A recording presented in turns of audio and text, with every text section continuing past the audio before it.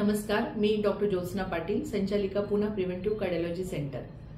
येत्या काही दिवसांमध्ये आपल्या राजधानीच्या शहरापासून ते महाराष्ट्रात विविध ठिकाणी थंडीचा कडाका आता वाढत निघालेला आहे। अगदी सेलिब्रिटी पासून ते बऱ्याच अंशी आपल्याला आजकाल ऐकायला मिळतं की ह्यांना हार्ट अटॅक आला, त्यांना हार्ट अटॅक आला, ह्याच्या छातीत दुखलं, अचानकच ॲडमिट करावं लागलं। एक्झॅक्टली थंडी ही हार्ट अटॅकसाठी कारणीभूत असते का? तर काही अंशी थंडीमध्ये हार्ट अटॅकचं प्रमाण हे नक्कीच वाढत असतं आणि त्याला कारणही तसंच असतं। साधारण थंडीमध्ये आपल्या रक्तवाहिन्या ह्या आकुंचन पावत असतात, सिकुडतात आणि अल्टिमेटली तुमच्या हृदयाकडचा रक्तपुरवठा हा कमी होत असतो। आणि जर प्री एक्झिस्टिंग जर डिजीज असतील, फॉर एक्झाम्पल जर बीपी आहे, डायबिटीज आहे, मुळातच हार्ट ब्लॉकेजेसचे पेशंट आहेत, तर अशा यांच्यामध्ये हा धोका हा आणखी जास्त वाढत जातो। दुसरं एक कारण असतं की थंडीमध्ये मॅक्सिमम फ्लूचे पेशंट्स जास्त आपल्याला पाहावयास मिळतात। त्यामुळे ज्यांच्यामध्ये हार्ट पंपिंग खूप कमी आलेलं आहे किंवा हृदयरोग हार्ट अटॅक येऊन गेलेला आहे, अशा पेशंटच्या मध्ये जर फ्लू आणि असे जर काही आजार झाले तर हे डिजीज ॲग्रवेट करत असतात।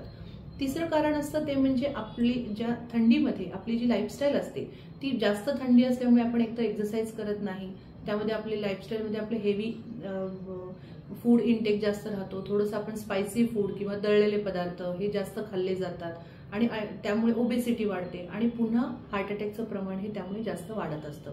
तिसरं अतिशय महत्त्वाचं कारण असतं ते म्हणजे वॉटर इनटेक कमी राहतो। फॉर एक्झाम्पल की थंडी असेल तर मुळातच तहान कमी लागते आणि आपण पाण्याचं प्रमाण आपल्या शरीरामध्ये तसंही कमी राहतं।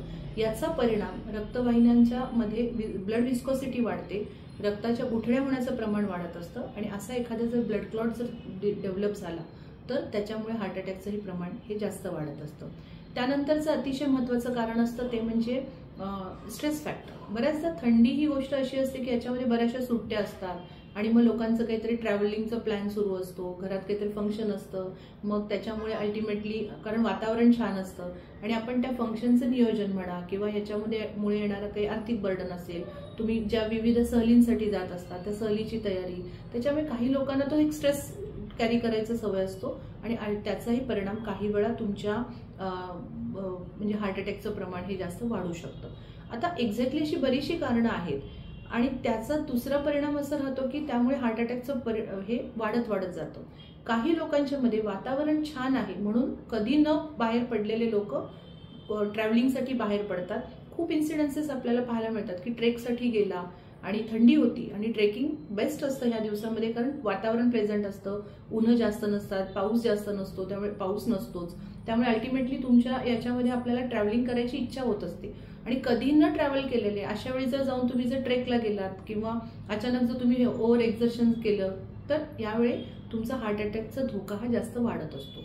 तर एक्झॅक्टली अशी बरीचशी कारणं असतात की जी थंडीच्या दिवसांमध्ये घडत असतात। म्हणून याच्यावर सगळ्यात पहिला काय आहे तो म्हणजे तुम्ही जर प्री एक्झिस्टिंग जर डिजीज असतील, जर तुम्हाला बीपी आहे, डायबिटीज आहे, कारण मुळातच थंडीच्या दिवसामध्ये जेव्हा रक्तवाहिन्या आकुंचन पावतात तेव्हा तुमच्या हृदयावरचं बीपी शूट आउट होत असतं, हृदयावरचा ताण वाढतो आणि आणखी जर प्री एक्झिस्टिंग जर डिजीज असतील तर हार्ट अटॅक हा लवकर येण्याचे चान्सेस असतात।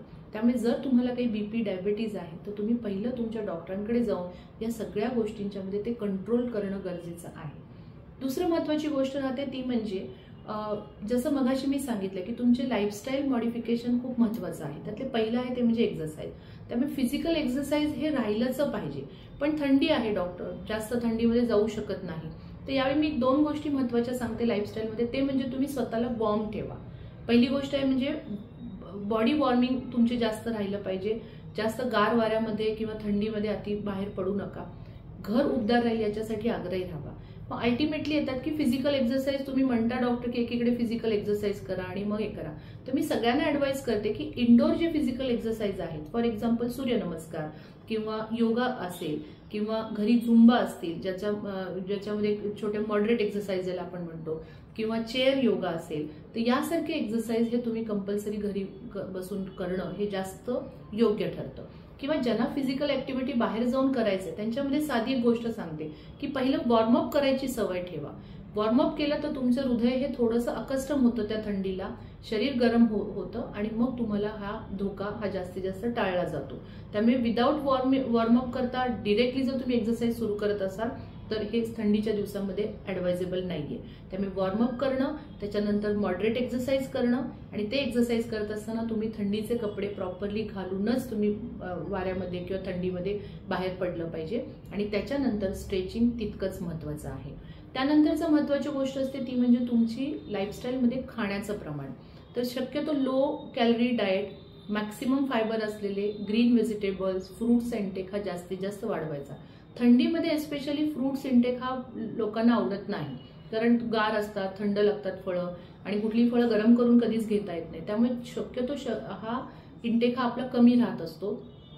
त्यामुळे मी ह्या बाबतीत खूप आग्रही राहते की तुमचं सॅलडचं प्रमाण, तुमचे लिफी व्हेजिटेबल्स, मॅक्सिमम टाइम तुम्हाला जे पौष्टिक आहार म्हणतो किंवा हलकं फुलकं गरम गरम ह्या गोष्टी जास्तीत जास्त करा. म्हणजेच अवॉइड युअर फ्रीजिंग, फ्रीजमधले किंवा ज्याला आपण फ्रोझन केलेले जे प्रकार फूड आयटम्स आहेत ते शक्यतो तुम्ही याच्यामध्ये टाळणं गरजेचं आहे. तिसरी गोष्ट, जसं मगाशी मी सांगितलं की जर तुमची बॉडी डिहायड्रेट राहिली तर ब्लड क्लॉटचं प्रमाण हे वाढत असतं. त्यामुळे बॉडी हायड्रेट ठेवणं हे तितकंच गरजेचं असतं. आता बॉडी हायड्रेट ठेवायची आहे, त्यामुळे मी साधारण सांगते की जेवढं तुमच्या डॉक्टरांनी तुम्हाला पाण्याचं प्रमाण सांगितलं असतं, कारण काही वेळा हार्ट फेल्युअरच्या पेशंटमध्ये आम्ही पाण्याचं प्रमाण इंटेक हा कमी सांगतो, पण नॉर्मल पेशंटच्या बाबतीमध्ये किंवा नॉर्मल व्यक्तींच्या मध्ये मात्र तुम्ही कंपल्सरी हे पाण्याचं प्रमाण व्यवस्थित ठेवायचे. 20 किलो वजनासाठी साधारण 1 लिटर पाणी, या पद्धतीने 3 ते 3.5 लिटर पाणी 24 तासात गेलं पाहिजे.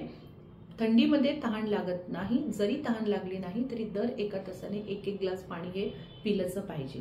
त्यानंतरचा महत्त्वाचा घटक असतो तो म्हणजे ज्याला आपण म्हणतो की रेग्युलर चेकअप करणं गरजेचं आहे.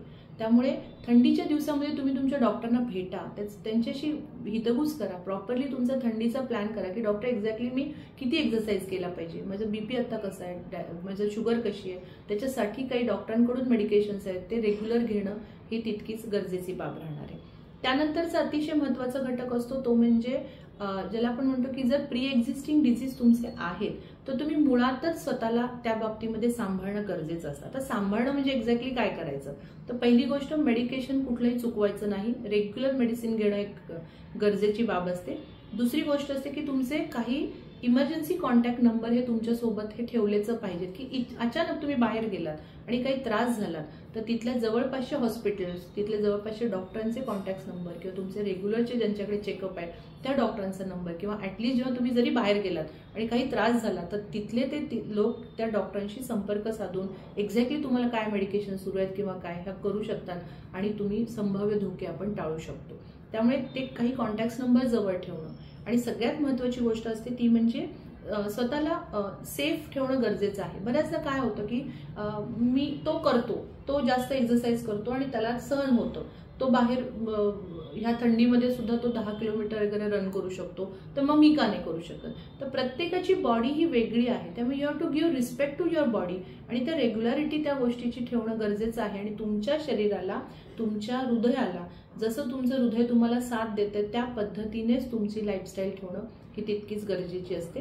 आणि सगळ्यात महत्त्वाचं असतं ते म्हणजे तुमचं स्ट्रेस मॅनेजमेंट. आता स्ट्रेस मॅनेजमेंटमध्ये बऱ्याचदा असे आपण काही सहली वगैरे जसं आपण प्लॅन करतो किंवा हे, तर कुठलंही आर्थिक म्हणजे स्ट्रेस न घेता, कुठलंही आर्थिक बर्डन एक्स्ट्रा न घेता या छोट्या छोट्या गोष्टींच्या मधला आनंद घेणं हा तितकाच महत्त्वाचा. कारण थंडीमध्ये प्लेझंट ॲटमॉस्फिअर असतं, मन फ्रेश राहत असतं, तसं शरीर पण जर तुम्ही तंदुरुस्त ठेवलं तर ह्या हार्ट अटॅकचा धोका आपण पूर्णतः टाळू शकतो. त्यामुळे सगळ्यात महत्त्वाची गोष्ट आहे ती म्हणजे तुम्ही एस्पेशली वयस्कर लोकांच्या मध्ये किंवा ज्यांना प्री एक्झिस्टिंग डिझीज आहे त्यांनी स्वतःची लाईफस्टाईल मेंटेन करणं गरजेचं आहे. मॉडरेट फिजिकल एक्सरसाइज खूप महत्त्वाचं आहे, स्ट्रेस मॅनेजमेंट खूप महत्त्वाची आहे आणि बॉडी हायड्रेटेड ठेवणं तितकंच महत्त्वाचं आहे आणि regular medication is most important. Thank you.